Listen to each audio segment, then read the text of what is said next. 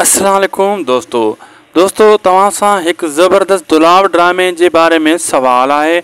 उन खां पोइ असां पंहिंजी अपडेट शुरू कंदासीं। दोस्तों तव्हां खां इहो सुवाल आहे त तव्हां दुलाव ड्रामे खां केतिरा मुतमइन आहियो। तव्हांखे 100% ही ड्रामो सुठो लॻो या इन में अञा कुझु ख़ामियूं आहिनि या 50% तव्हांखे ड्रामो सही लॻो 50% न।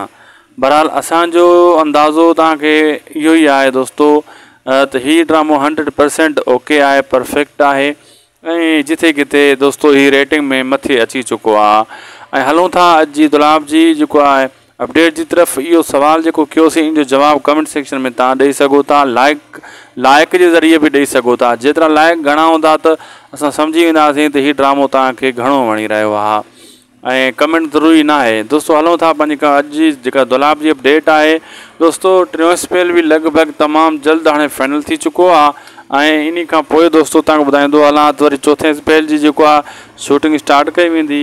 चौथे स्पेल सां गॾोगॾु दोस्तों ये भी तक बुधायूं अहिड़ी तरह जो ड्रामो मेरान टीवी ते भी तमाम जल्द हलदो। जनवरी का स्टार्टिंग है उन जी भी तैयारी कई भी वही। उन में भी वड़ा वड़ा एक्टर आन। उन बारे में शायद खोसो व्लॉग यूट्यूब चैनल ते तफ़सील से वीडियो सुबह मूँ अपलोड कई हुई। कम अज़ कम 12 वगे 12:30 वगे चेक करे सको था। उन में मुकम्मल तफ़सील मूँ ॾिनी है।